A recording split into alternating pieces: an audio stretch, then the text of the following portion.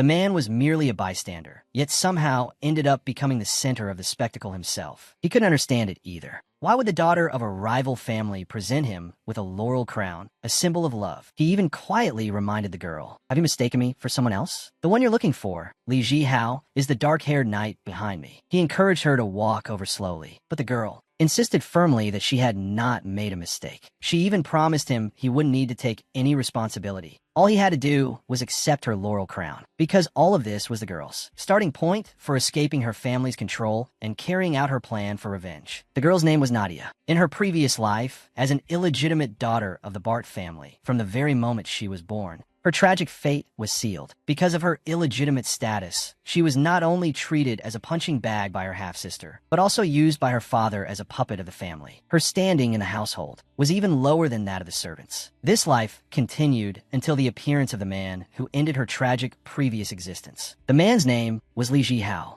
He was a foreigner summoned by the kingdom during its unification. As a mercenary, he demonstrated extraordinary ability. The family recognized Li Jihao's potential and sought to win him over. And Nadia, as the Bart family's asset, naturally became the most ideal means of drawing Li Jihao in. And so the two were naturally united in marriage. In that moment, a flicker of hope reignited on the girl's face, which had been as expressionless as still water. But not long after the wedding, that tiny glimmer of hope was shattered by the very family members she had once trusted so deeply. At a ball, she was set up by her sister and forced to end up alone with a strange man. When the girl came to, she found herself in full view of everyone. For the sake of the family's reputation and Lord Li Jihao's honor, the girl was thrown into prison. In her cell, the girl clenched her fists in fury and demanded to know from her sister Karen why she and their father had conspired to frame her. Her sister laughed at her naivety in response. A scandal this enormous, one that had shaken the entire nobility. Did she really think it could have been pulled off by just her and their father alone? If Li Jihao hadn't turned a blind eye, they wouldn't have dared to set her up. Her sister even told her spitefully, "The Li Jihao of today is not the man he once was. To dissolve the marriage with you." This plan might very well have been Lord Li Jihao's own idea. The woman felt as though she had been hollowed out. Her eyes went blank as she murmured, "If he wanted to dissolve the marriage, he could have just told me directly. I would have agreed without a word of protest." Seeing that her sister's heart and mind had already been torn to pieces, the sister clapped her hands, ready to carry out the final step of this cruel plan. That face full of smiles, then spoke the most vicious words. "A bastard like you, of course, only deserves to be with the lowest of servants." Moments later, two large men walked in. After being subjected to torment, the girl was strangled by a man with a rope. In her final moments, she recalled everything she had endured from childhood to now, unconditionally obeying her father, having to watch her stepmother's every expression as a child. And whenever she had something good, it was always snatched away by her half-sister. And in the end, to die in such a humiliating way. She thought it was all over. But then, when she opened her eyes again, she had returned to a day when she was 20 years old. After managing to calm herself down, she knew this was the chance heaven had given her. With this opportunity, she would make them pay. The utterly selfish family, the sister who could still smile and even clap while watching her die, and the father who used her like a chess piece and then discarded her. She would have her revenge on all of them. The first step, deal with her personal maid, who was also Karen's spy. The cup of wine that had driven her to ruin had been given to her by that very maid. The maid was still as impatient with her as ever. It was impossible to tell who was the mistress and who was the servant. But this time, Nadia would not let herself be bullied like she had been. In her previous life, she slammed her hand hard on the table, and under the maid's startled gaze, she walked out of the room. Outside the room, the housekeeper reminded Nadia that the king had come to see the Duke, and that Nadia should get dressed and prepare to present herself. Before long, Nadia had finished getting ready and greeted her father with a bow. Her father still scolded her for arriving late. The look in his eyes was as though he were regarding something utterly insignificant. He then walked ahead on his own and instructed Nadia that he would be recommending to the king that, at the triumphal ceremony, Nadia present Li Jihao with the laurel crown, and that she simply had to agree. Since ancient times, the triumphal ceremony has had a tradition. A noble young lady presents a laurel crown to the hero, a gesture that symbolizes a confession of love. However, in this triumphal ceremony, there was a lord who belonged to the north, the sworn enemy of their south. And so, her father intended to use a marriage alliance to win over Li Jihao. If Nadia agreed, the outcome would be the same as in her previous life. So she had to quickly devise a plan to escape them. Arriving at the meeting room, the king was already waiting inside. It was clear he attached great importance to this triumphal ceremony. He said that this triumphal ceremony had been proposed by the Karl Expeditionary Force. And among the commanders of the expeditionary force, it was the northern Marquis Winter, who had contributed the most, as the South's sworn enemy. This made the king deeply wary of him. He absolutely could not allow him to complete the triumphal ceremony without a hitch. The Duke's proposed strategy was to have Nadia present Li Jihao with the laurel crown, so that Marquis Winter would not become the central figure of the ceremony. He also suggested the king use his royal authority to arrange a marriage for Marquis Winter with a noble lady from the south. This way, it would not only win over Li Jihao, but also prevent Marquis Winter from becoming the star of the triumphal occasion, and break apart the marriage alliances among the northern lords, truly killing 3 birds with 1 stone. After hearing the Duke's plan, Nadia's mind sparked with a bold idea. What if she were the one to present the laurel crown to Marquis Winter? Not only could she escape from her family and Li Jihao, she could even achieve revenge for her previous life. Thinking this through, Nadia did not immediately raise the idea with the king. She needed to wait for the right moment. The king quietly pondered for a moment, then raised a key question. Who would be willing to send their own daughter into the lion's den? Nadia smiled knowingly. Her moment had come. She said that as the daughter of Duke Bart, she was willing to venture into enemy territory to relieve the king of his burden. When the Duke saw that Nadia had disrupted his original plan, he angrily reprimanded her and told her to be quiet. But at this moment, Nadia turned a deaf ear to her father's scolding. The success or failure of her revenge plan hinged on this very moment. She knew full well that as long as the king agreed, her father would have no recourse. Have you lost your mind? You actually want to marry Marquis Winter? He is our family's sworn enemy. The girl's name was Nadia. As an illegitimate daughter from the moment she was born, she became a pawn of the family. From childhood, she suffered not only the abuse of her legitimate half-sister Karen, but her own happiness also became a bargaining chip in the family's marriage alliances. In the end, she was ruthlessly cast aside by her family, framed by both her family and her husband, and died a wrongful death. After being reborn, Nadia swore to seek revenge against everyone who had wronged her in her previous life. So Nadia used the occasion of the triumphal ceremony to propose to the king that she marry the Marquis of the northern rival faction. This way she could escape her family's control and carry out her revenge plan. However, Nadia's proposal was clearly met with her father's opposition. After careful deliberation, His Majesty also felt it made sense. After all, as long-standing enemies, North and South, Marquis Winter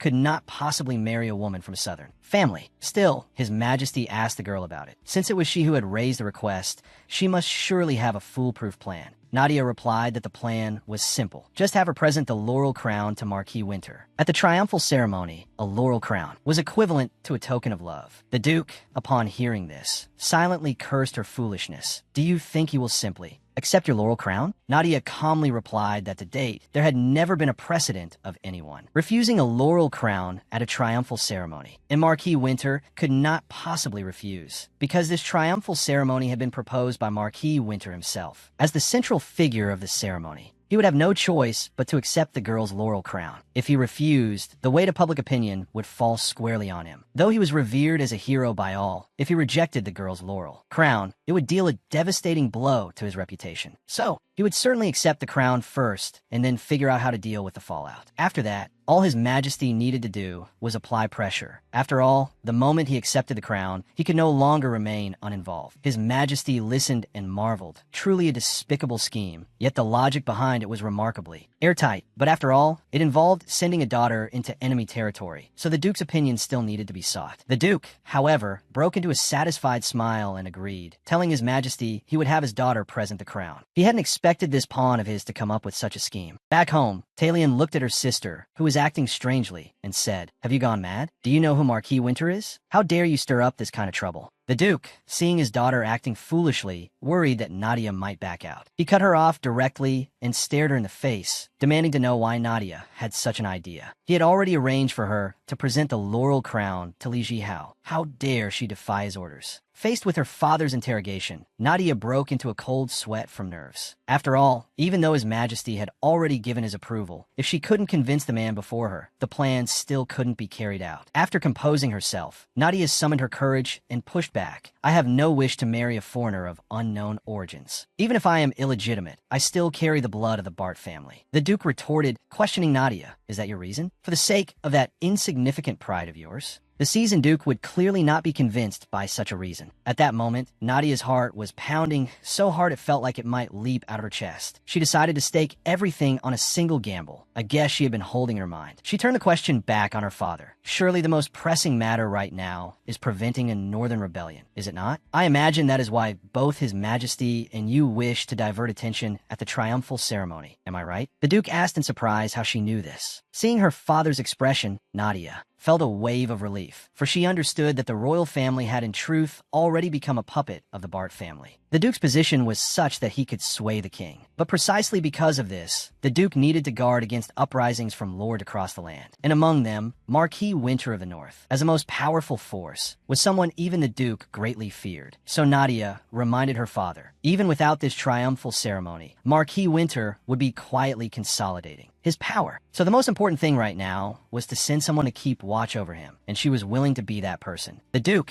upon hearing this, found it made good sense. Once the triumphal ceremony was over, Marquis Winter would return to the north, and they would lose the best opportunity to plant a spy. Finally, the Duke was persuaded by Nadia. Just then, her dim-witted sister burst in. If Nadia goes north, what about Li Jihao? The Duke looked at this foolish daughter of his and said dismissively, Li Jihao? Just find him another fiancé. The Duke then continued to question Nadia. What is it you truly want? Don't give me those high-sounding excuses. Nadia gripped her hands tightly, knowing she only had to answer this final question well. I want freedom. Marquis Winter is your sworn enemy. One day you will have him eliminated. When that day comes, please let me be a wealthy widow. At last, Nadia's negotiation with her father was a success. On the very first day after her rebirth, Nadia had freed herself from her engagement to Li Jihao. But this was only the first step of her revenge. The next thing to handle was the triumphal ceremony with Marquis Winter. Here it comes. The long-awaited triumphal ceremony finally began. Under the king's commendation, Jaren officially inherited his father's title. Next came the laurel crown presentation. At last, it was Nadia's turn to appear. Jaren looked at the laurel crown in the girl's hands and instantly understood why they had so readily agreed to hold the triumphal ceremony. It was nothing more than a ploy to muddy the waters. Seen in that light, the intended recipient of this laurel crown should have been Li Jihao. But his goal had already been achieved. He might as well think about how to bring up the matter of getting more funding from His Majesty. Unexpectedly, when he looked up, the girl was standing quietly right in front of him. Seeing the dazed look on her face, she was probably nervous because of the crowd. So Jaren quietly reminded the girl, "Are you too nervous and mistaking me for someone else? Li Jihao is the dark-haired knight behind me. You can walk over slowly now. Everyone will just take it as a small mix-up." But to his surprise, Nadia stared at him with wide eyes and said firmly that she had not made a mistake. This completely baffled Jaren. He asked Nadia what she meant by this. Unexpectedly, Nadia said that she had admired him for a very long time and that she believed Jaren was the man she could entrust her life to. Upon hearing this, Jaren's expression immediately darkened. You know the relationship between our two families. You should be well aware of what it means for you to present me with a laurel crown. Of course I know. I am confessing my feelings to you. The crowd below erupted in cheers. Seeing this, the king joined in the excitement, urging Jaren to accept quickly. Jaren knew full well this was a trap. He would not fall for it so easily. He used the excuse that the crown was too precious to deflect. Nadia watched Jaren's reaction and sighed inwardly. As expected, he wouldn't accept it so readily. Fortunately, she still had her trump card. If you are hesitating because of my compromised status, you need only accept my crown. You don't have to take any responsibility for me. At that moment, the crowd below began to stir, egging him on to accept Miss Nadia's affection. Jaren looked at the crowd below, this bunch of people who loved nothing more than a good spectacle, and felt the weight of public opinion pressing down on him. But the triumphal ceremony had already come this far. He couldn't bring it to ruin with his own hands. Reluctantly, he snatched up the laurel crown, dropped the words "we'll talk about this later," and left without looking back. Watching Jaren's retreating figure, Nadia let out a long, slow breath of relief. In that moment, she finally felt certain she could change the future. That evening, after the royal banquet ended, the Duke couldn't help but praise Nadia for her performance today. Just as they were about to leave, a man called out to them. It was none other than Li Jihao. Over this triumphal ceremony, the Duke had originally promised to have the laurel crown presented to him, but now he had watched helplessly as his own fiancée became engaged to someone else. The Duke could only brush him off with other excuses and promised to find him a better match. Unexpectedly, Li Jihao flew into a rage and demanded the Duke give him an explanation. Being lectured like this by a foreigner, the Duke was clearly furious as well. He sternly rebuked Li Jihao. Things have come to this. What exactly do you want? After dressing down Li Jihao, he then said darkly that he would compensate him, clearly a remark loaded with hidden meaning. With no other choice, Li Jihao had no choice but to agree. As they boarded the carriage, Nadia glanced back for a moment and suddenly froze. She noticed that Li Jihao's expression had turned dark and grim. This was something she had never seen in her previous life. But so what? In my previous life, it was you who betrayed me first. At that moment, the Winter Marquis's household steward came in, reminding Jaren that he needed to come up with a countermeasure quickly, or he'd truly end up being dragged into a marriage. Jaren said with a headache, "It's already too late," and produced a letter from the royal family. In the letter, the king's words were politely phrased, but it was plainly clear he was urging Jaren to marry without delay. If he continued to refuse outright at this point, it would amount to defying a royal command. The steward grew agitated. "Your Majesty has gone too far. After all the great merit earned in this expedition, he treats you like this." And the soldiers, horses, and provisions for the expedition were all paid for with taxes from your own territory. Yet even so, His Majesty still harbors suspicion toward you. Jaren, however, understood clearly that all of this was Duke Bart stirring things up behind the scenes. He wanted to eliminate every possible threat of rebellion. This was because the northern region where Jaren resided had not originally been part of the kingdom. It had only come under the kingdom's rule 100 years ago. The significant cultural differences meant the north and south could not get along well. Though the northern army resisted the invasion of monsters at the border, providing security and prosperity for the south, these nobles still looked down on the people of the north, considering them crude and barbaric. And Jaren's parents had, because of this, fallen victim to someone scheming and died. The one most suspected was none other than Duke Bart. Yet his daughter had gone and presented the laurel crown to the enemy. Jaren understood that her doing so was nothing more than an attempt to disrupt the northern marriage alliances and plant a spy within his camp. At that point, the vice commander reminded Jaren to keep a close eye on Li Jihao, because he had noticed that at the moment Nadia presented the laurel crown, Li Jihao's face had shown a look of great alarm. Hearing the vice commander's account, Jaren became even more certain that the original intended recipient of this laurel crown was Li Jihao. For now, though, he still had to follow His Majesty's wishes. Otherwise, he would be giving others a legitimate reason to attack him. Hearing that their lord was truly going to take Nadia as his wife, the vice commander grew worried. But Jaren looked utterly unconcerned. When all is said and done, she's nothing more than a pampered duke's daughter. Alone and without allies in the north, what could she possibly do? Faced with the cold treatment of the servants, whether she can even last a week is a question. And when she runs back to her family on her own, His Majesty and the Duke can hardly blame it on me. At the engagement ceremony, the man looked at his naively sweet wife-to-be with undisguised disdain. Looking at her innocent and carefree demeanor, Jaren felt nothing but irritation. He asked Nadia what exactly she was scheming. "I'm thinking about you, of course." "Jaren, you look so handsome today." Jaren frowned. "Our relationship isn't close enough for us to be using pet names with each other, so please address me as Marquis Winter." Nadia nodded. "All right, Jaren." Nadia had no intention of indulging him. She was going all in on playing the guileless, insufferable sweetheart. Sure enough, Jaren angrily swatted the girl's hand away. He then turned to leave, not forgetting to warn her viciously. "Just wait until you get to the north. Let's see if you'll still be smiling then." "We'll wait and see." The girl who had been cast aside stood rooted to the spot, listening to the guests whisper and point at her. It seemed he was so ashamed he couldn't even lift his head, listening to the crowd mock him. Yet none of it affected Nadia in the slightest. He finally got that off his chest. "Good riddance, you wretched Marquis." Keeping up the act of a naive, cheerful sweetheart all day was utterly exhausting. After smiling and laughing the whole day, Nadia felt sore all over. So she stepped out onto the balcony to get some fresh air, and it was at that very moment that her former fiancé, Li Jihao, had sought her out. Li Jihao looked somewhat heartbroken. The words he spoke left Nadia completely baffled. "Do you hate the idea of marrying me that much? That you would rather bear the name of someone shallow and lowly by marrying into dying than marry me? Do you despise me that much?" Nadia said she had no idea what he was talking about. "The Duke has already told me everything. It was you who requested a change of marriage partner. Or do you think that I, a man of unknown origins from a foreign land, am unworthy to be your husband?" The girl looked at the man before her who had become a stranger to her, clearly a little angry. "It was obviously you who betrayed me first. Yet now you have the audacity to stand here and hold me accountable. Wasn't it you who never wanted to marry me from the very beginning? Because of your status as a foreigner, you have always been looked down upon. Haven't you always resented that? So you have always wanted to marry a wife of noble standing, not someone like me, a mere lady of modest birth. If it were Karen in my place, marrying you, would you have agreed without a moment's hesitation?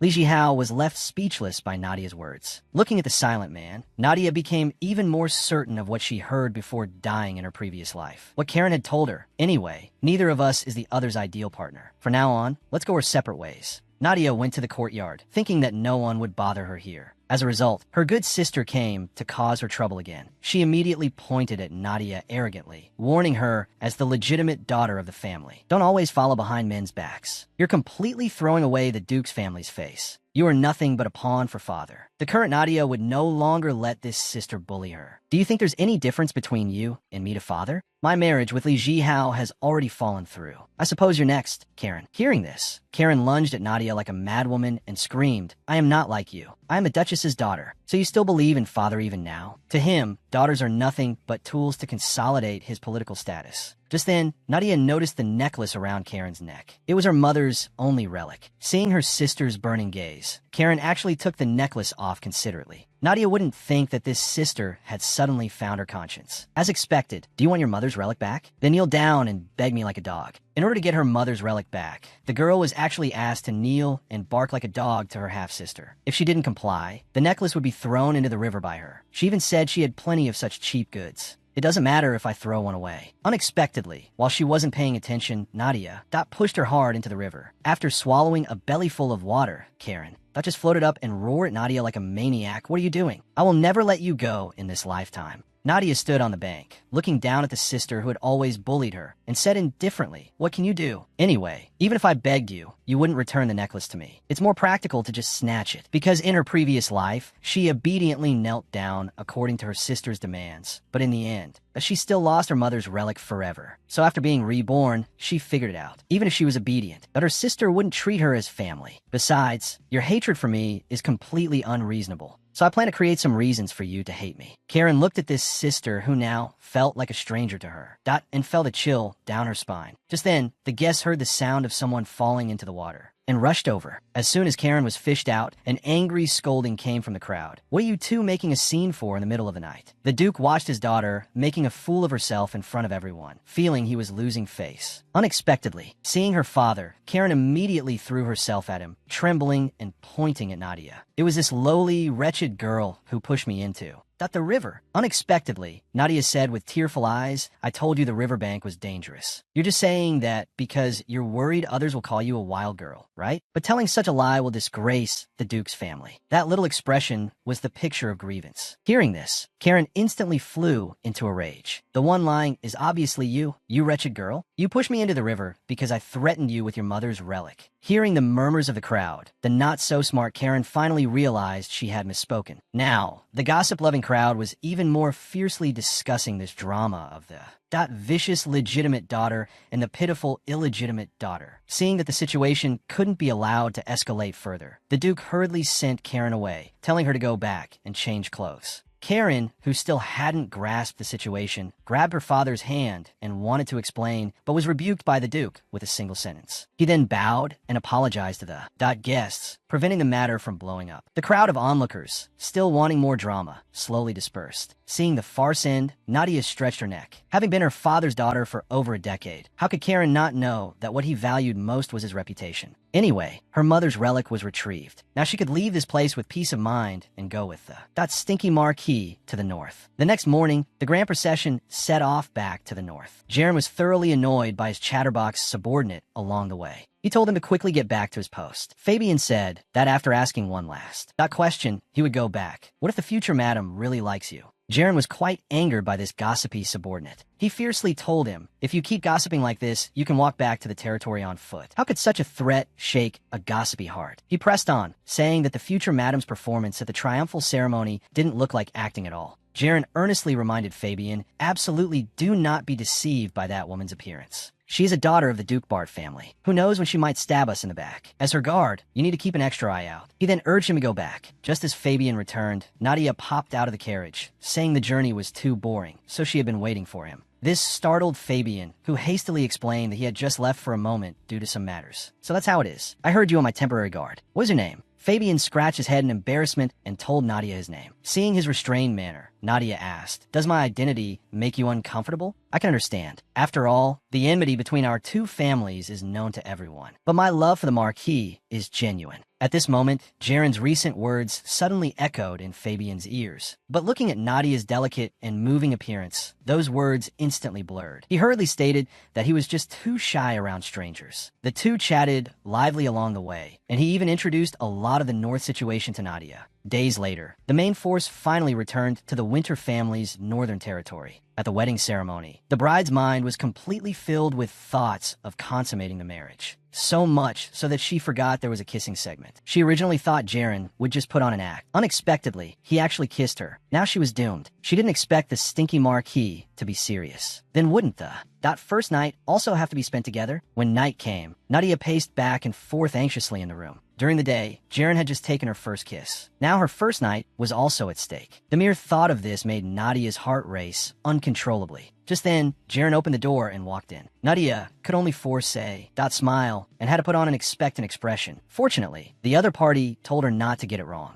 It is absolutely impossible for me to have a child with a daughter of the Bart family. After saying this, he left without looking back. Subsequently, sobbing sounds came from the room, but these were all fake tears meant for others to hear. Fake crying is very tiring. After a few minutes, Nadia got up. I really hope the stinky Marquis will always think this way. At this time, Nadia's stomach was growling with hunger, so she looked at the food on the table. This jerky is so delicious. The red wine is also good. Eating and drinking her fill, then lying on the bed. Is there anything more enjoyable than this? The next day, the news of Nadia, that sleeping in an empty room alone, quickly spread throughout the entire residence. The servants were all waiting to see the madam make a fool of herself. However, the servant in charge of the madam's daily life said she just acted like she was heartbroken, drank some wine, and went to sleep by herself without making huge fuss. Before long, the servant's gossip about the madam reached Jaren. His subordinate suggested whether they should discipline these servants. Jaren, however, chose to turn a blind eye. Presumably, they don't like that person either. He then asked what Nadia was doing, but upon learning that Nadia had spent the whole morning learning about the family's daily life, Jaren frowned. Starting espionage activities so soon? He then officially appointed Fabian to be the madam's guard. As long as Nadia showed any abnormal behavior or contacted her maiden family, he was to report it to him. After receiving the appointment, Fabian immediately trotted over to report to Nadia. Seeing the madam pause for a moment, Fabian thought she had figured out he was sent by the Marquis to spy on her. Unexpectedly, the next second, Nadia's eyes lit up, and she exclaimed how much Jaren cared about her, feeling extremely happy. Seeing the madam so happy, Fabian, standing aside, thought about how he was here to spy on her and his conscience. That ached slightly. He hurriedly said he would go guard the door. Nadia asked the steward to bring the territory's ledger. After reading it, Nadia was completely dumbfounded. Why is there so much debt? The steward hurriedly explained that because the northern land was barren and tourism wasn't developed, the natural income was low. Although there were state subsidies, the expenses for this expedition were entirely borne by the territory itself, which was why they couldn't make ends meet. Nadia understood. This expedition was forced upon the Marquis by her father. Although she had already formulated a money-making plan before coming, she didn't expect the Marquis's family to be in so much debt. At her wit's end, the steward proposed the idea of using her dowry to offset the debt. Nadia instantly understood. So the reason they handed over the family seal and warehouse keys to her so easily was because they were eyeing her dowry. But Nadia flatly refused, because she discovered from the ledger that the North accumulated some debt every year. Even if she paid off the debt with her dowry, it would only be a temporary fix. Therefore, to solve it fundamentally, this territory needed to be completely transformed. Soon, Fabian relayed the madam's opinion to Jaren. She planned to first use her dowry to make a huge profit. Everyone thought this was just an excuse, and that she simply didn't want to spend a single coin. Just then, the creditors, hearing that the madam had brought a massive dowry, flocked to the door to collect their debts. If the Marquis family didn't pay up, they would seize the Fumong Plains used as collateral. This gave Nadia a huge fright. The Fumong Plains was a rare fertile land in the north. If it was taken away, it would be adding insult to injury for the North. Thinking of this, Nadia wished she could faint. Moreover, there were only 3 months left until the repayment date. Even if the North possessed the strongest army, it was useless without economic support. This way, her revenge plan would also not be impossible to execute. But she already had an idea in mind and requested the creditors to grant a 2-month extension on the repayment period. The creditors were also somewhat puzzled. Since the madam's dowry was enough to repay the debt, why ask for an extension? Because that is my capital for doing business. Wasn't the Winter family in a mutually beneficial, symbiotic relationship with the Northern merchants? So she hoped to use the Winter family's connections to get them to help her out more. Most of the creditors, out of respect for the Winter family's connections, agreed to Nadia's request one after another. But the fat man leading them used an excuse to reject Nadia. He thought that a spoiled young lady like Nadia couldn't possibly know how to do business. While these fools were extending the repayment period, he would have the chance to take away the best piece of land. After everyone left, Nadia instructed the steward to invite all the merchants who had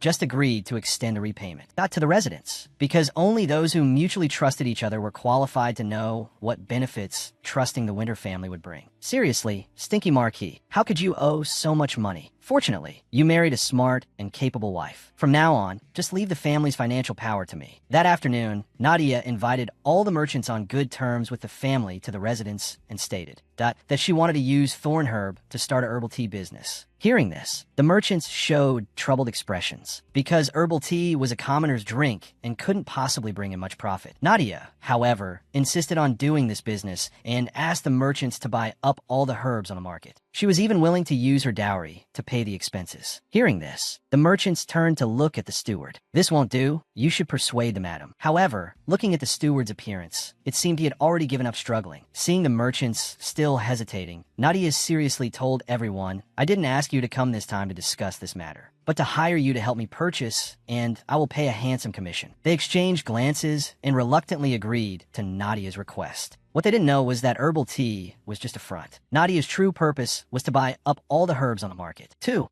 months later, Jaren was worrying about the approaching repayment deadline. The steward hurriedly found him, excitedly stating that they were saved. Thanks to the madam's foresight, the Winter family had struck it rich, because right now various territories that were being ravaged by a terrifying virus. People who caught this disease would turn dark purple all over. People called it the Black Death. In just 2 months, a massive number of commoners died from the virus. Corpses were burned every day. At this time, in a village, a young man excitedly spread the news. A potion that could cure the Black Death had been discovered. It was the thorn herb, although merchants from all over rushed to buy it after getting the news that all the herbs on the market were in Nadia's hands. She first distributed it to the residents of her own territory, not selling it at normal prices. In the past, when such disasters occurred, the profiteers controlling the medicine would undoubtedly jack up the prices. Ordinary commoners could only wait for death. So now, the residents of the North were all deeply grateful to her. As for the wealthy southern territories, that she sold it at extremely high prices. This also made the merchants worry, fearing that the southern lords would falsely accuse them of intentionally spreading the virus. Nadia told them not to worry, because at the time, she was the one who insisted on buying the herbs, and she was the daughter of the southern Duke Bart's family. Thanks to the booming herb business, Nadia made a killing. The Winter family's debts were also fully repaid. Jaren watched the creditors leave one after another. From behind came Nadia's voice. Now you should believe me, right? I said I would use my dowry to make money and solve the debt. That was all. That's sincere. Jaren, however, suspiciously asked her how she knew in advance that such a thing would happen. Nadia, that couldn't possibly say she was reborn. She could only use the excuse that she had seen a report in her father's office about the Black Death appearing in a certain territory, so she guessed the disease would soon spread nationwide. Even so, how did you know that the thorn herb could cure it? Because the maid who took care of me when I was a child was a Romani. The Black Death once appeared in their place too, and they eventually found that the thorn herb could cure it. Jaren believed Nadia's words, and he apologized for his previous cold attitude towards her. At first, when you said you would make money, I subconsciously thought you were lying.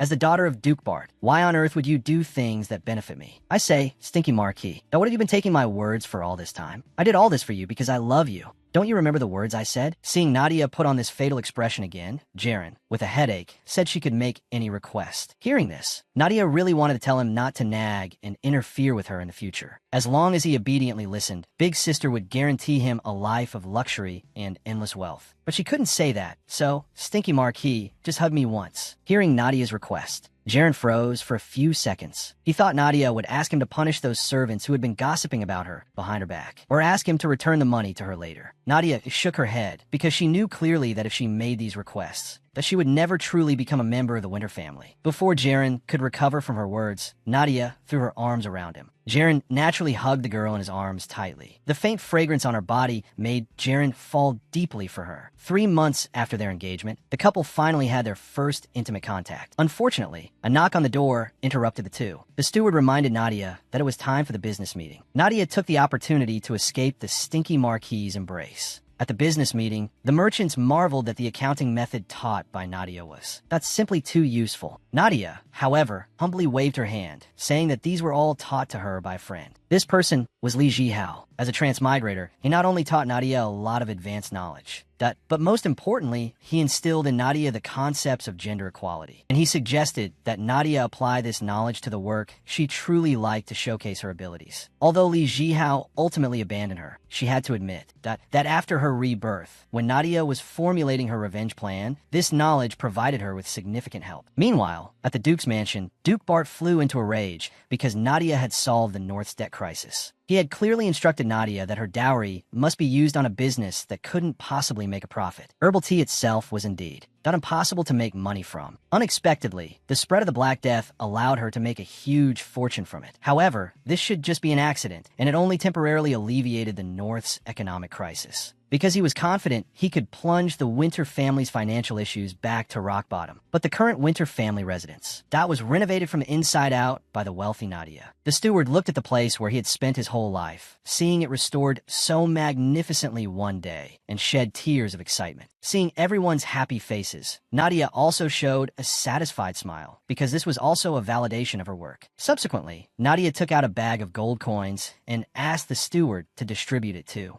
All the servants. Because of the North's perennial poverty, the servants could only receive meager wages. This time, having finally made some money, Nadia also wanted to establish her prestige in the household. Hearing this, the steward flopped down on his knees, deeply moved, and stated he would serve the madam well for the rest of his life. Just then, Nadia noticed outside the window a herald carrying a red flag. Rushing back to the territory, Fabian told her that a red flag, usually, that meant an emergency had occurred. So that's how it is. But Fabian, since it's an emergency, you don't seem nervous at all. Fabian rubbed his head and said, an emergency happening at this time is most likely Count Artai launching a territorial war. Count Artai's territory was situated between the north and the south, belonging to a lawless zone. Nadia stared closely at the whispering duo. Seeing their calm expressions, she guessed that territorial. Wars like this probably happened every year. I really regret marrying here. It's cold, poor, and lacks resources. Not only do we have to defend against beast hordes, but even the neighbor is a madman. Nadia found Jaren. Obviously, he already knew about the territorial war. He stated lightly that such things happen often and he would be back shortly. Her husband was going to the battlefield. How could this not make her worry? Fabian told the madam not to worry. The Winter family's army was the strongest in the entire kingdom, and the strongest among them is our lord. Those garbage Artans are no match for us at all. After hearing Fabian's flattery, Jaren told him to shut up immediately. But at least it gave Nadia a little confidence. Since the Winter family always wins battles, why hasn't the territory increased at all? That's because we can't breach their city. The Artans always, right when they're about to lose, quickly hide inside Barlin City. Barlin City has another nickname called the Iron Turtle. It is a fortress that is easy to defend and hard to attack. As long as they don't come out, we have absolutely no way to deal with them and can only withdraw our troops. Nadia remembered that Barlin City was located on a mountain range rich in iron ore. And not far from it, there was a dragon's lair. Normally, even if a lord discovered a dragon's lair, they wouldn't dare to rush in rashly. But Nadia knew that the owner of that dragon's lair was already dead. This also meant that the countless gold, silver, and treasures inside the dragon's lair had become ownerless. This was a once-in-a-lifetime opportunity. She couldn't just stand by and do nothing. At this time, the adjutant found Jaren, reminding him that the army was ready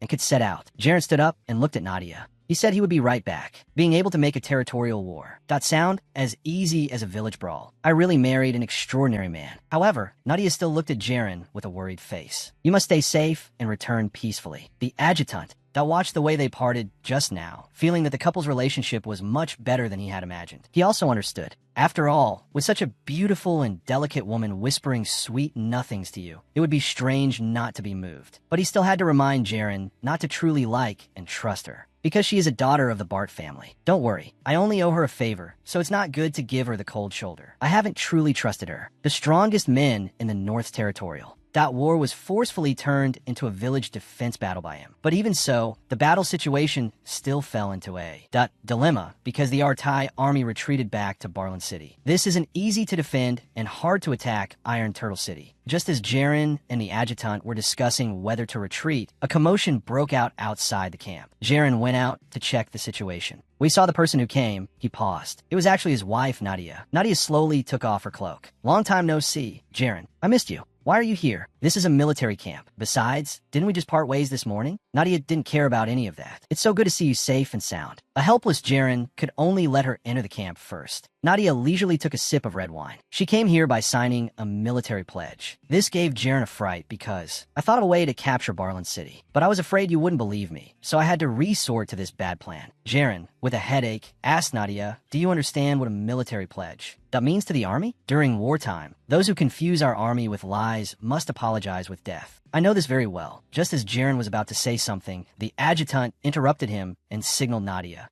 to speak her mind, because he also wanted to know what kind of idea this spy from the Bart family would give them. Nadia confidently came to the map. She pointed out that they should first use the main force to feign an attack on the west gate, and then use a small unit to dig a tunnel in the north. When the tunnel is dug below the castle, they would place gunpowder and oil inside for a blast. This way, with the collapse of the tunnel, the city wall will also collapse. This way, the Artai people will become sitting ducks. Jaren, however, stated that they had also thought of this method before. But there's a lot of granite beneath Barlin City. Soldiers simply cannot excavate this tunnel. At this time, Nadia said that this is not a problem at all, because she had previously seen Barlin City's weakness in her father's office. The underground on the north side is fragile rock. Jaren thought of how the Artai people had been harassing them since their ancestors' generation. If what Nadia said was true, it could indeed permanently solve this problem. The adjutant also stated that if the information came from the Duke, it indeed had a high degree of credibility. But isn't Madame also a member of the Bart family? Why would she help her family's enemy like this? Jaren interrupted the adjutant, stating that this was a scheme proposed with Nadia's life as a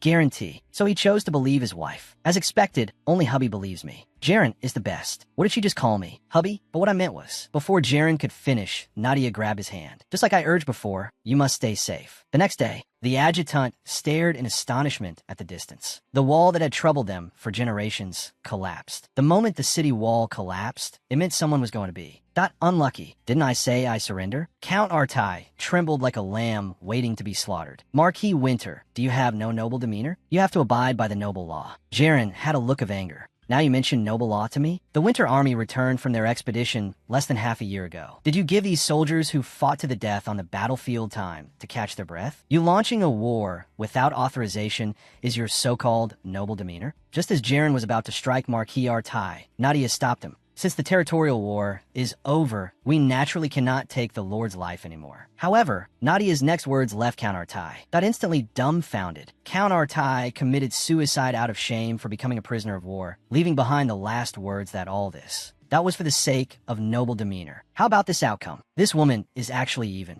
Worse than Jaren. If this continues, I might really die. So he immediately knelt down and admitted his mistake, promising that as long as his life was spared, that he was willing to give up all his wealth. Seeing her goal achieved, Nadia tossed out a contract she had prepared long ago. Not only would he have to pay a massive amount of compensation, but that he would also cede large areas of land, including Barlin City. The helpless Marquis Artai looked at this formidable couple. What are you still standing there for? Hurry up and sign. The girl merely sprained her ankle and was immediately caught by the man. Although we are already married, aren't you a bit too close to me? Due to the victory in the territorial war, the Winter Army at this time was celebrating. Jaren looked at the cheering crowd, thinking about how Nadia not only helped him solve the debt crisis, but even helped him win the territorial war. Initially, he had only seen Nadia as a spy from a hostile family. Feeling guilty, he wanted to apologize to his wife face to face. In her room, Nadia was worrying about how to naturally tell Jaren about the dragon's lair. Should she say that she discovered it by chance while passing by, or that an ancestor told her in a dream at night? Just then, a knock on the door sounded. The visitor was none other than Jaren. He stated that Nadia was the great contributor this time,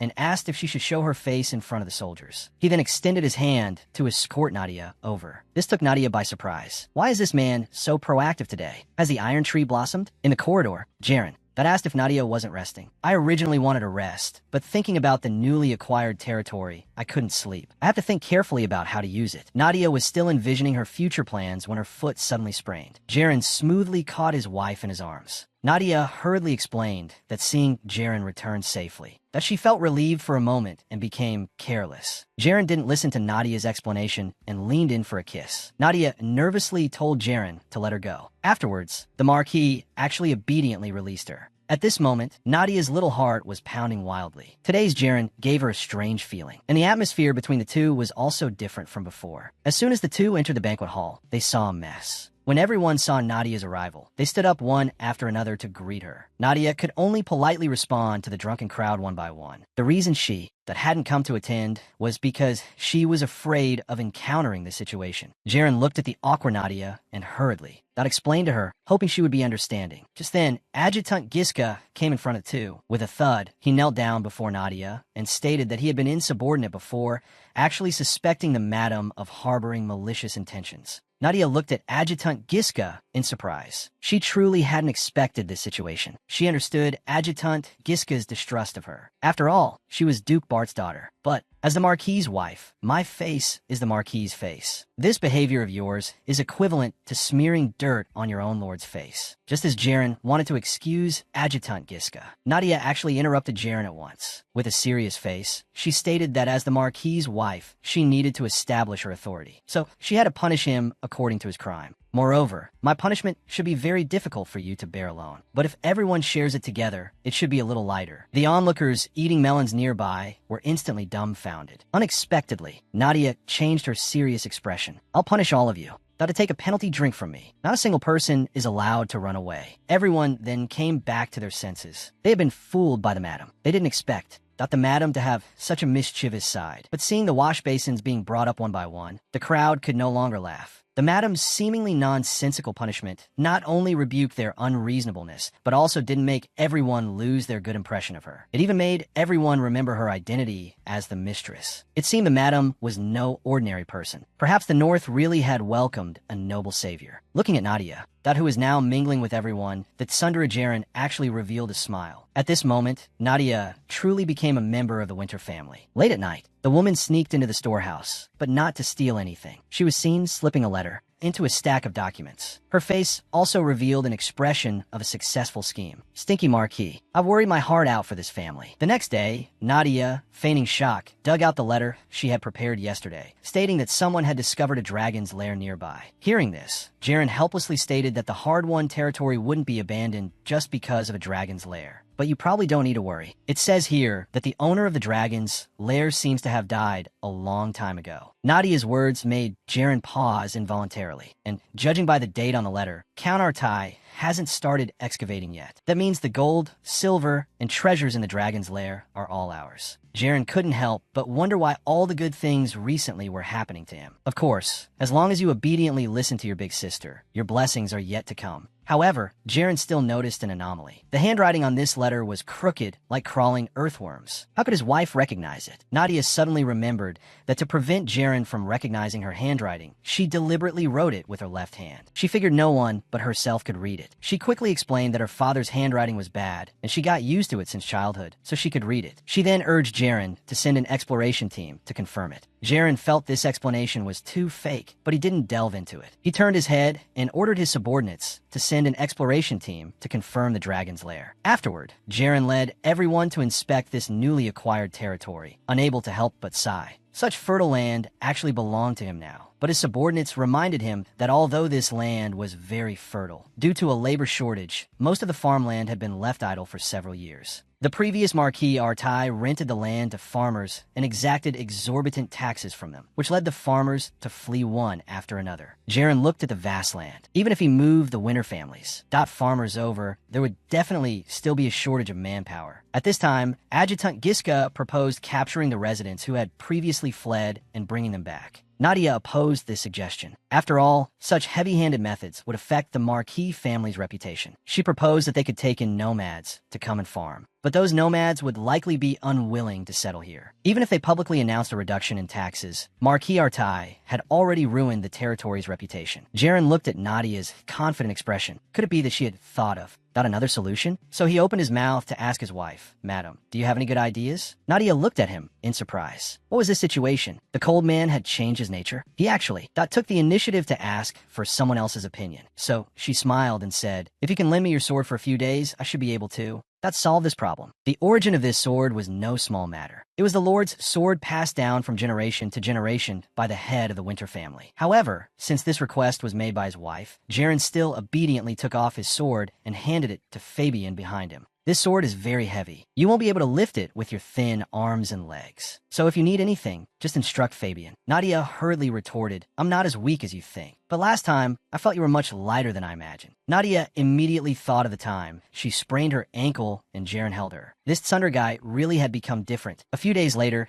the story of Peter and the 10 gold bars spread throughout the entire kingdom. One day, a new lord arrived in the Artai territory and hung a notice at the city gate. As long as someone could pull out the Lord's sword, that they would be rewarded with 10 gold bars. Although everyone wanted to get the gold bars, no one dared to pull it, because everyone thought this was a test from the newly arrived lord for everyone. Until one day, a boy named Peter volunteered to pull out the Lord's sword. Unexpectedly, he pulled out the sword very easily. After hearing the news that Peter had pulled out the sword, that the Lord's adjutant found him, the residents also began to worry for Peter. Unexpectedly, the Lord actually kept his promise and really rewarded Peter with 10 gold bars. After getting the gold bars, Peter lived a happy life ever after. Hearing this story, the nomads flocked to Barlin City one after another. At this time, Barlin City, due to the influx of a large number of people and the newly taken over territorial affairs, kept Nadia overwhelmingly busy. Jaren looked at his wife and sighed that she seemed more suited to be the lord than he was. But why was she so dedicated to the Winter family's affairs? Although she always says it's because she loves me, she cares too little about me, right? Just then, Fabian barged in abruptly. He happily announced that he had found the blueprints for Barlin City. Barlin City truly lived up to being the most solid fortress in the kingdom. Even the inside of the city was like a maze. Regarding this, Jaren stated that the previous city lord was a person who liked to take preventive measures. Designing it this way must have been to prevent foreign enemies from invading. Little did they know that the two of them were exactly the foreign enemies Jaren spoke of. Subsequently, the two began their exploration of Barlin City, because there were many secret rooms in the city, that there might be undiscovered treasures. Most importantly, legend had it that there were dwarves hidden in Barlin City. The weapons forged by dwarves were the best in the entire kingdom. For the development of the Winter family's territory, they had to be found. Just as Nadia searched fruitlessly and was about to give up, Jaren discovered something unusual. This was clearly a dead end, but there was a crack on the wall, and there were signs of wear and tear around it. There really was a secret room behind this wall. The group went down the stairs. The bloodstains on the wall startled Nadia. Reaching the bottom of the secret room, a huge blacksmith shop unexpectedly appeared. Swords and armor lining the walls were displayed here like merchandise. Nadia casually picked up a small knife and found that its craftsmanship far exceeded ordinary weapons. Seeing this, Jaren snatched the small knife away and reminded Nadia to be careful as the weapons might be poisoned. Just then, Fabian ran over and said in a panic, that strange sounds were coming from the room next door. The sound sounded like someone was about to die. Jaren told Fabian to go in with him to check the situation and instructed Nadia to step back a bit. Then, he kicked the door open with one foot. A row of prison cells appeared before Jaren's eyes, and from the cells, there were continuous cries for mercy. As expected, those locked up inside were all dwarves. Nadia was shocked by the scene before her. Every single one of them was bound by iron chains. They were clearly exploited by Marquis Artai previously. Fabian was just about to ask what to do next when Jaren stated that he would handle it. He then walked up to the dwarves and raised his sword high. Nadia thought he was going to kill the dwarves. And hugged Jaren from behind. Why do you want to get rid of them? They're also victims exploited by Marquis Artai. Jaren looked at his wife in confusion. Who said I was going to get rid of them? I was going to chop off their shackles and give them freedom. I am a new lord of the Artai territory. Jaren, can you tell me what Marquis Artai did to you before? Initially, we just wanted to see the outside world. We didn't expect that because of our stature, that we would be ostracized by everyone, to the point where no one was even willing to treat my son who was sick with a fever. So I decided to go to the city to ask Lord Artai for help. I originally thought the Lord that would pity us and lend a helping hand. Unexpectedly, after seeing us, he wanted to drive us away without a second word. Just as we were about to be thrown out, a wine goblet in my bag accidentally fell out. When Marquis Artai saw the goblet, he found it to be exceptionally exquisite, so he accused us of stealing the goblet. But upon learning that we made it ourselves, he brought us into this secret room and promised us that as long as we that made things for him, he would help treat my son. After my child recovered, we requested to leave from the Lord. Unexpectedly, after seeing our manufacturing skills, Marquis Artai not only didn't let us go, but also locked us up here. Hearing this, Jaren stated that he would give them financial compensation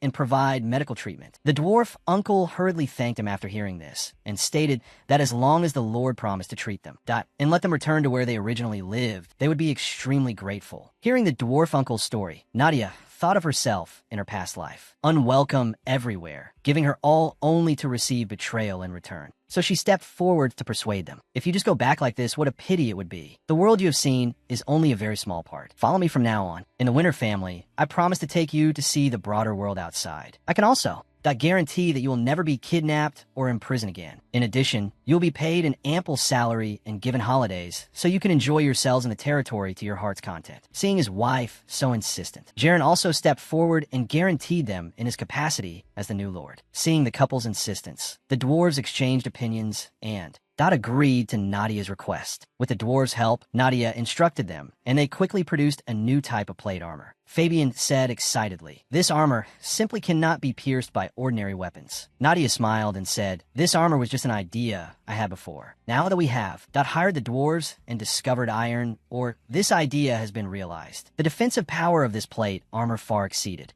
ordinary chainmail. Because this technology was designed by Li Jihao, she merely experienced all this ahead of time. No matter what with this armor, the army's defense could be greatly improved. And it's also for this goal that I've worked so hard until now." Jaren looked at his wife before him. She truly has an unpredictable woman's mind. The girl has to say, "I love you" to her husband every day. Not only is she beautiful and kind-hearted, but she also knows how to make money. She could even help her husband capture territory, because she knew that the civil war between the North and the South would soon break out, and everything she did was to take revenge on her father and sister who killed her in the previous life. Meanwhile, in the royal capital, Duke Bart, upon hearing the news that Jaren had occupied, Barlin City was furious. His subordinate told him that Jaren had successfully captured it, through underground explosions. This made Duke Bart wonder how Jaren knew about the secret of Barlin cities. Terrain. Moreover, ever since Nadia married him, he seemed to have turned on a cheat code. So he asked his subordinate if Nadia had brought any news from the north. Seeing the Duke in a fit of rage, the subordinate hastily reported the good news from Li Jihao's side. Lord Jihao had become a dragon slayer. Although Li Jihao's performance satisfied the Duke, he still planned to write a letter to Nadia to remind her of her identity as a spy. Meanwhile, in the north, the Winter Army returned in triumph after winning the territorial war. The people cheered joyfully upon seeing their lord, because the victory in the war brought a large amount of supplies to the barren northern territory. A little boy in the crowd drooled when he saw the colorful fruits on the carriage. The people here could barely satisfy their basic needs for food and clothing, let alone point fraîche fruits. Seeing this, Nadia stepped down from the carriage, picked up an apple, and walked up to the little boy. She smiled and said that she could only give him one today, but before long, everyone would be able to eat fruits regularly. The little boy looked excitedly at the apple in his hand. This was his first time eating one. Seeing this, Jaren decided to rest in this village for a while and distributed the supplies to the villagers. Nadia found Jaren, originally intending to discuss matters after returning to the city. However, the moment he saw Nadia, oh no, it was the feeling of his heart skipping a beat. He completely didn't listen to what Nadia was discussing with him. He only had one thought in his mind. Why didn't I realize she was so beautiful before? It's over. The iron tree has blossomed. Seeing that Jaren ignored her and just stared blankly at her, Nadia quickly approached and pulled him out of his reverie. Jaren could only use the excuse of not sleeping well last night. Nadia came to discuss with him what position she should take when returning to the city. Jaren said that of course the married couple should lead the way into the city, but Nadia wanted to keep a low profile because she didn't want to attract her father's attention and make him think she was a double agent. Actually, you don't have to go this far. Although Duke Bart and I are political enemies, he is still your father. I won't put you in a difficult position, nor will I drag you into the struggle between us. Hearing this, Nadia hastily retorted that if one day she had to choose between the two sides, she would choose Jaren without hesitation. because she liked Jaren the most. Her love brain was acting up again, but this time it made Jaren blush all the way to the tips of his ears. He turned his head, thinking, are all Southern girls this expressive with their love? This is too bold. Thus, he agreed to Nadia's request and told her to quickly get on the carriage to set off. What's going on? Was he just shy? To think that this aloof and tsundere guy also had such a cute side. Hey Nadia, what about your love brain? And Jaren, you tsundere man, can you two stop playing this you run, I chase you can't escape game? Your home is about to be stolen. Meanwhile, in the Lord's mansion, Jaren's aunt, Madame Gray, found the butler, Gordon, and wanted him to hand over the mistress's seal. Gordon awkwardly stated that the current mistress of the Winter family was Nadia. Madame Gray sneered and asked Gordon, is the mistress you speak of currently in the mansion? Tell me, if the mistress leaves her post without permission, who should be in charge of managing the household? That woman just happened to disappear when Jaren was away. Don't you think it's too much of a coincidence? Maybe she has already run away. Don't forget, she is Duke Bart's daughter. Hearing this, Gordon had no choice but to helplessly tell Madame Gray the news that Nadia was with Jaren. In that case, that woman is even more suspicious. Who knows what scheme she might play on the battlefield? Gordon, however, stated that the Marquis would handle matters on the battlefield himself. Besides, the Marquis was about to return to the city. Madame could go ask him herself. The next second, the victorious Winter Army returned to the Lord's mansion in a grand procession. Everyone, including Madame Gray, went out to welcome them. Seeing her, Jaren asked in surprise why his aunt had come out. Unexpectedly, Madame Gray pointed the spearhead at Nadia. With a worried face, she expressed that she was startled when she heard the news. You were just a woman. How dare you go to such a dangerous place like the battlefield? Nadia saw through Madame Gray's intentions at a glance and turned on her drama queen mode again. Because I missed the Marquis so much, I couldn't sleep well every day. Madame Gray was greatly shocked upon hearing this. Such a perfunctory reason was spoken so calmly, and the key point was that everyone actually believed it. How did she do it? Jaren blushed to the tips of his ears upon hearing this, and hastily coughed a few times to ease the awkwardness. Madame Gray obviously wouldn't be brushed off so easily, so she questioned Nadia. If that's the case, you should be more considerate of Jaren. Have you ever thought that your presence on the extremely dangerous battlefield would hinder him? Unexpectedly, Adjutant Giska stood out. Seeing this, Madame Gray felt a surge of joy, thinking that a loyal subject like Adjutant Giska must also be very dissatisfied with Nadia. However, to her surprise, Adjutant Giska told Madame Gray to watch her words and asked her to be more polite to the madam. Other soldiers also chimed in to speak up for Nadia, and Jaren actually pulled Nadia into his arms, stating, although you are an elder, Nadia is now the mistress of the Winter family. This is the most basic rule. Leaving behind a sentence that they were tired from the long journey and needed rest, he put his arm around Nadia and entered the Lord's mansion. At this moment, Madame Gray was trembling with anger. She couldn't believe that in just a few short months, everyone in the Winter family was actually speaking up for this Southern lady. If this continued, she would completely lose her dominant position. Once that woman held the power of the family and gave birth to an heir, by then, not only her own status, but even her son's position would be shaken. She absolutely could not just sit by and watch. Returning to her room, Nadia threw herself onto the bed, sign that compared to running around on the battlefield, pretending to be a love brain, was clearly more exhausting. But recalling Jaren's performance just now, she didn't expect him to. Support her so strongly in front of the family. Right at this moment, the maid Lisa reminded Nadia that the bathwater was ready. Nadia let Lisa in and took out the gifts she had prepared for them. These were specialty jewelry from Barland City, and she asked her to pass them on to the other two maids who served her. Lisa was deeply moved upon seeing this, thinking of the Marquis's various cold attitudes towards the madam before, and that the two had been sleeping in separate rooms since their marriage.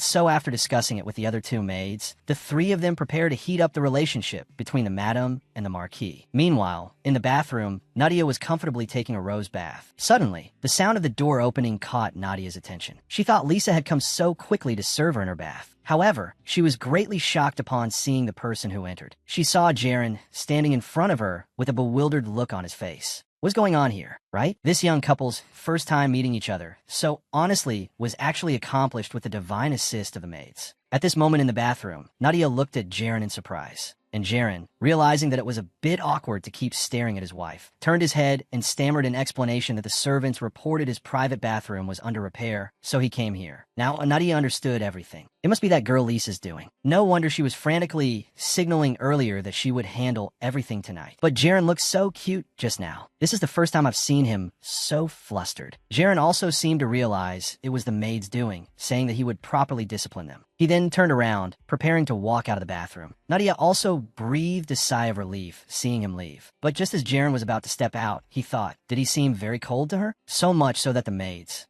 that would do such a thing? Nadia, who was still bathing, completely didn't notice a man's leg stretching over. With a splash, there was suddenly another person beside Nadia. Before Nadia could speak, Jaren hastily explained that if he went out now, rumors of him being cold to her would spread again later, which would put her in a difficult position. Nadia thought to herself, is this Tsundra guy not considering my feelings? This made Nadia feel that Jaren's consideration for her was quite cute, so she decided to tease him. Nadia took the initiative to approach Jaren and asked him if he wanted to serve each other in the bath like a loving married couple. Hearing this, Jaren immediately blushed, turned his head, and said that they didn't necessarily have to do anything. But Nadia noticed the scars on his body. She reached out, caressed them, and asked when he got them. Jaren was startled by Nadia's actions. Jaren exasperatedly asked why she was always so bold in these kinds of matters. Now he was doomed. If he had known, he should have just gone out earlier. Now he didn't even dare to look straight at her. Nadia saw Jaren's awkwardness, so she suggested they just chat. Thinking of recent events, Jaren prepared to thank Nadia. The Winter Territory was originally an area with limited development. But because of Nadia, not only has the territory become prosperous, but even our military strength has greatly increased. So I'm truly very grateful. Hearing Jaren thank her, Nadia realized this was the first time she had received recognition from the people around her. She didn't expect it to be so fulfilling, so she also wanted to thank Jaren. Jaren asked in surprise what she was thanking him for. Of course, it's to thank you for marrying me. It's over, now that Sunderman is sinking even deeper. The next day, the gossip about the two instantly spread within the maid circle. It was said that the two only came out of the bathroom in the early hours of the morning last night, plus their mental states.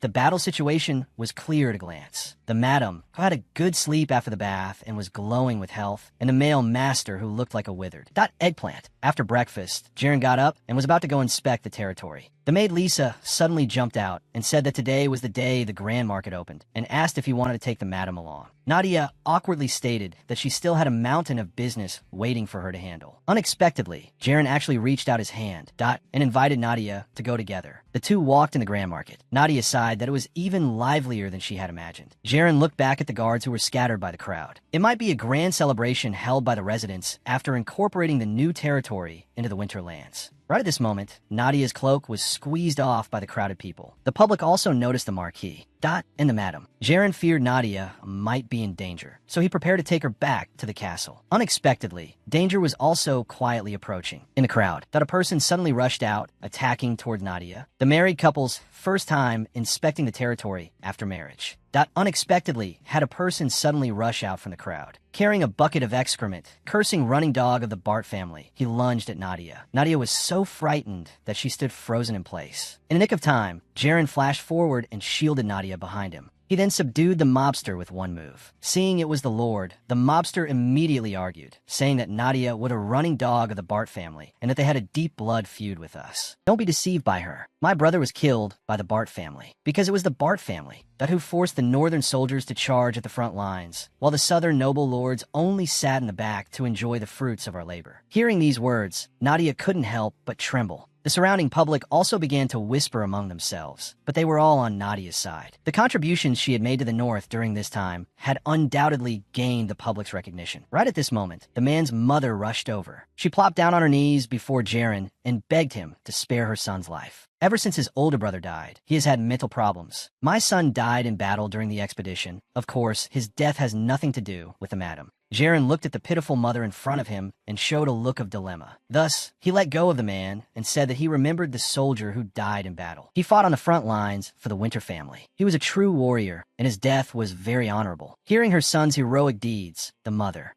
began to cry loudly. Just then, Nadia came to Jaren's side and said she was fine, so they should let this matter go. Jaren looked at her cautious expression, which was like she was begging him. He came before the mother and said, "Since my wife says it's fine, I will not pursue this matter." The mother expressed deep gratitude to Nadia upon hearing this. Looking at this pitiful mother and son, Nadia had mixed feelings in her heart. Her father had done so many bad things to the North. The things she had done were completely unable to wash away these sins. Therefore, Nadia decided to work even harder to change the living conditions of the northern residents. The assistant watched Nadia, who was still working hard even though it was already late at night. He sighed, noting that ever since the madam returned, she seemed to be working even more desperately. The next day, Jaren was at the training ground, recalling yesterday's encounter. During the expedition, it was indeed because Duke Bart made him lead the vanguard, not that they suffered heavy casualties. But Duke Bart's deeds went far beyond these, because he was also the enemy who harmed his parents. But these things were all done by her father. Moreover, Nadia had done so much for the North. Without her, there would be no prosperous winter territory today. But even so, it couldn't erase the fact that she was a member of the Bart family. This was also the point that conflicted Jaren the most. Right at this moment, the soldiers also successively arrived at the training ground. Upon seeing Jaren,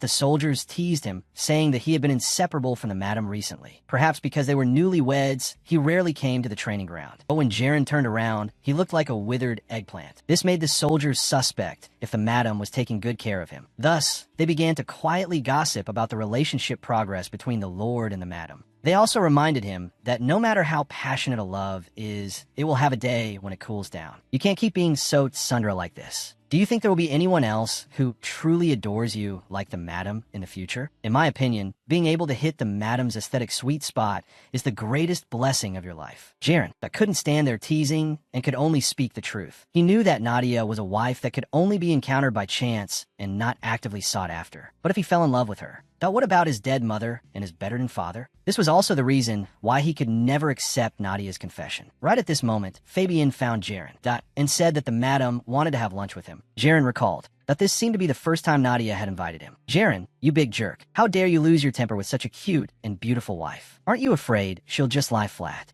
and not help you make money, making you return to poverty overnight? At noon, Nadia had lunch with Jaren as usual, but the atmosphere was extremely oppressive. Nadia understood in her heart that what happened a few days ago put Jaren in a bad mood. She understood that the territory's residents couldn't fully trust her yet. After all, she had a father like that. So she spoke up, saying he didn't need to be depressed because of her. Jaren, however, stated that he didn't want to talk about this topic anymore. But Nadia knew clearly that this was an obstacle the two of them couldn't bypass. We are husband and wife. Between husband and wife. But if there's a problem, shouldn't we communicate promptly? Unexpectedly, Jaren's face suddenly darkened, and he lost his temper at Nadia, telling her to stop talking. This startled both of them. Are you crazy? How dare you yell at your wife? Jaren instantly realized his mistake and immediately apologized to Nadia. Nadia, however, didn't mind at all and understandingly said they could talk when he felt like it. Jaren looked at Nadia, having words in his heart that were hard to say. Actually, it's not your problem. It's all my fault. I clearly know that your father killed my mother, yet my heart is still wavering for you. After lunch, Fabian caught up with Nadia, who was preparing to return to her room, and told her about the accident that happened to Jaren's parents. Nadia was shocked upon hearing this. She had been in the North for so long, yet Jaren had never told her about his parents. She only knew that Jaren's parents were in a carriage crash, which led to the death of Jaren's mother, and his father was severely injured,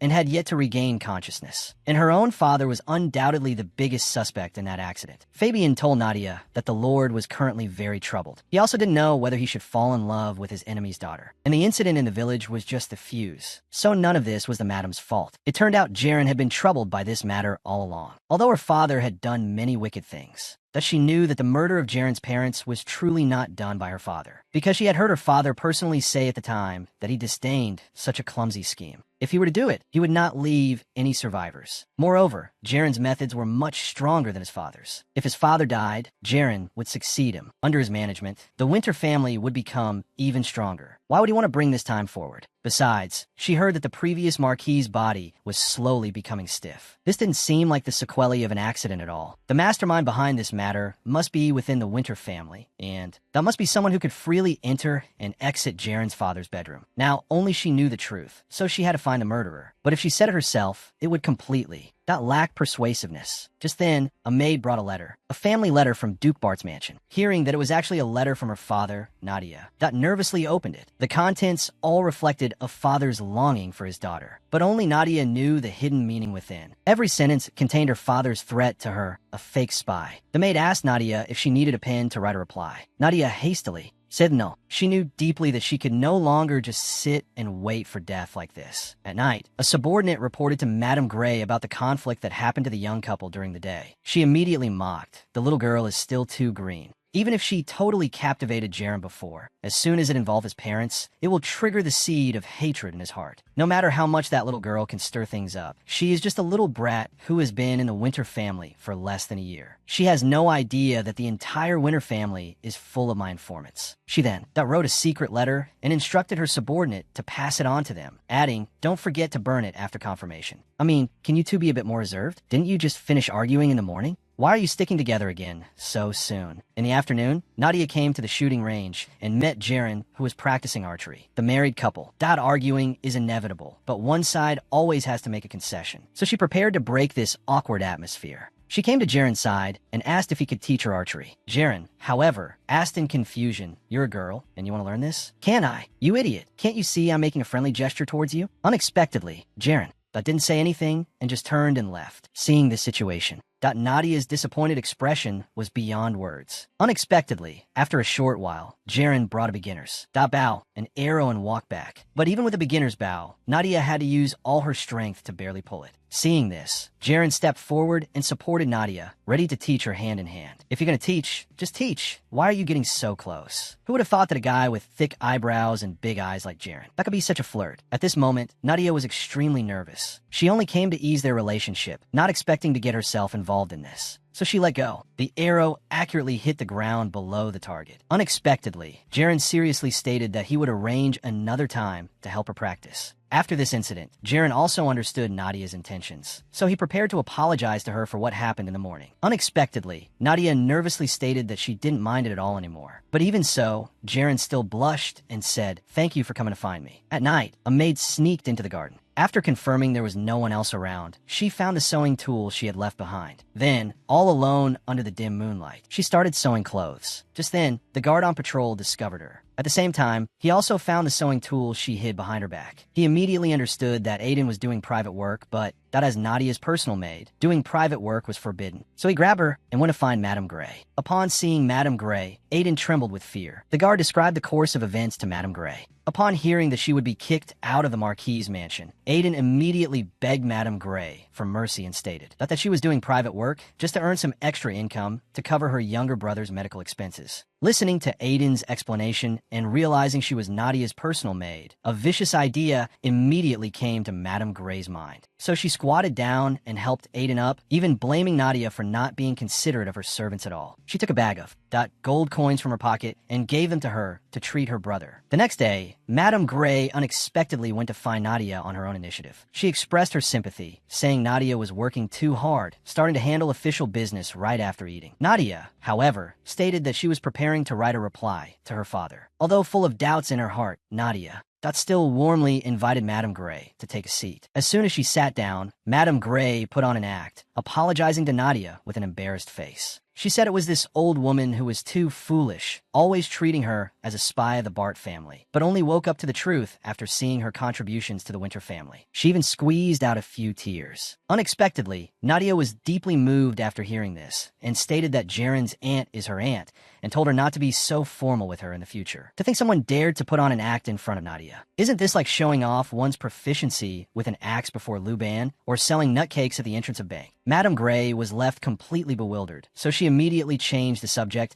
and asked if Nadia had met the former Marquis, because as the former Marquis's health continued to deteriorate, it would be best to visit him before any bad news arrived. Nadia thought about how, when she first arrived at the Marquis's mansion, the family's resistance towards her meant she had no chance to visit him. But as everyone's trust increased, she promised to visit him when she had time. Seeing her goal achieved, Madame Gray got up and prepared to leave. Nadia exchanged some pleasantries and asked Aiden to see Madame Gray out. Nadia smiled as she watched Madame Gray leave. The drama of two women with 100 hidden agendas came to an end, but Nadia knew in her heart that the real show had just begun. At this moment, Nadia was worrying about one thing. Although Madame Gray's visit was clearly ill-intentioned, she learned from her that the former Marquis's days were numbered. She had been married into the Marquis's mansion for half a year, yet she had never met her father-in-law. She was truly an unqualified daughter-in-law. Moreover, she had a vague feeling that this matter was not as simple as it seemed on the surface. Perhaps she could take this opportunity to find the culprit who harmed the former Marquis. Unexpectedly, Lisa also reminded Nadia to be careful of Madame Gray. She felt that Madame Gray's attitude changed too quickly, and there must be a conspiracy. To think even you noticed it. Don't worry. I won't be deceived by her appearances. Just then, Nadia noticed Madame Gray outside the window, with Aiden. Seeing this, Lisa also felt it was unfair. As Madame's personal maid, why was Aiden getting so close to Madame Gray? Dia, however, didn't say a word, just sipped her tea thoughtfully. In the afternoon, accompanied by the butler Gordon, Nadia came to the former Marquis's room. Nadia was deeply shocked by the scene before her. She didn't expect her father-in-law to become so emaciated. Rumor had it that the former Marquis, like Jaren, was a truly indomitable man. Although the comatose former Marquis couldn't hear a thing, Gordon still talked about what had happened over the past few months. Looking at this master and servant, Nadia felt extremely sad. And Jaren came to pay his respects every day. How heartbroken he must be each time. Although she had used deception, to become the mistress of the Winter family, she would definitely do her utmost to make the Winter family the most powerful and prosperous territory in the country. Before leaving here, after the visit ended, the butler Gordon didn't forget to lock the heavy doors. The security work here was done very thoroughly. Even the windows were sealed. Therefore, the only person who could harm the former Marquis under these conditions was that person. At this moment, Nadia knew in her heart that her plan to find the mastermind behind the scenes was already half complete. Just then, Jaren, who was preparing to visit his father, happened to run into them. Upon seeing Nadia, Jaren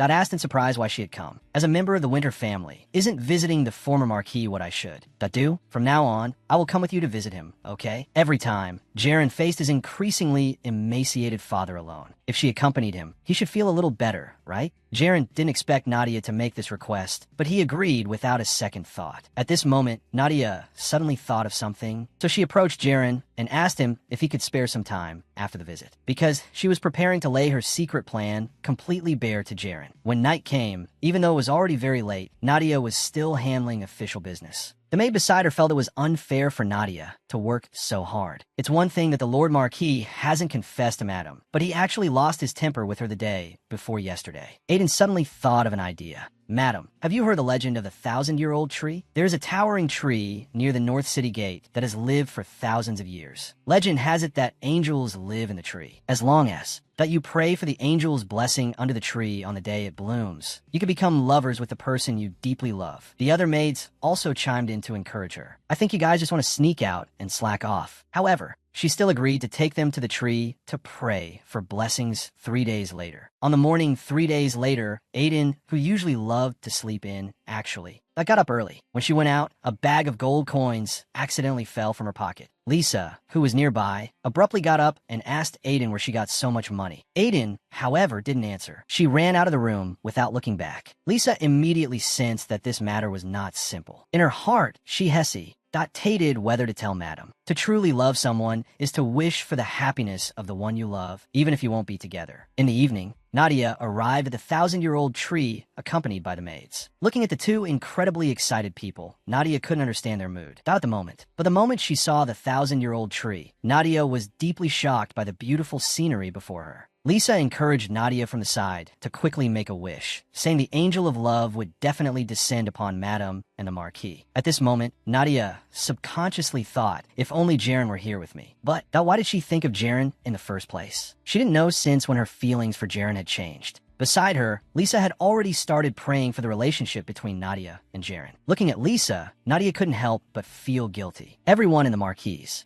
mansion unconditionally thought of her well-being, but in the end, she would still leave this place. And all she could do was pray for Jaren's love, hoping that he would one day find the love of his life here and live happily with this new mistress. Although that guy was very wooden and not good at expressing his feelings, he was actually a very gentle person. But for some reason, at the thought of Jaren falling in love with another woman, Nadia's heart ached as if twisted by a knife. After the prayer ended, Lisa pleaded, saying it was rare for her to sneak out and she wanted to play a little longer before going back. If you want to look around, stay a bit longer. But the increasingly chilly weather made Nadia involuntarily tighten her clothes. Aiden noticed this and offered to escort Madame back herself.